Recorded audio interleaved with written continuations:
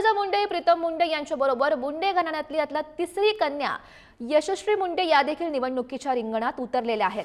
Vaidyanath urban cooperative बँकेच्या निवडणुकीमध्ये यशस्वी मुंडे यांनी आपली उमेदवारी अर्ज दाखल केलाय। परळी वैद्यनाथ अर्बन कोऑपरेटिव्ह बँकेच्या संचालक मंडळाच्या निवडणुकीसाठी अर्ज भरण्याच्या शेवटच्या दिवशी माजी प्रीतम मुंडे, यशस्वी मुंडे यांच्यासह 71 अर्ज दाखल झाले। बँकेच्या निमित्तानं पहिल्यांदाच यशस्वी मुंडे निवडणुकीच्या रिंगणात पाहायला मिळतील।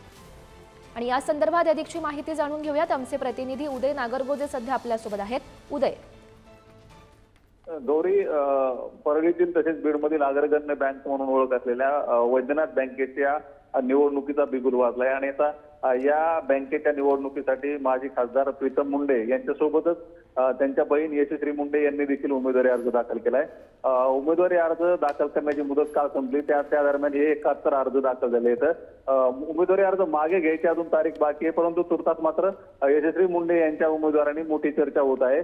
पंकजा मुंडे या सक्रिय आहेत राजकारणात, त्याबरोबरच प्रीतम मुंडे या देखील आहेत। आता त्यांच्या जोडीनं यशस्वी मुंडे देखील या माध्यमातून राजकारणात सक्रिय होतात का, असा प्रश्न या निमित्ताने निर्माण झाला आणि जोरदार चर्चा देखील बीडमध्ये होत आहे।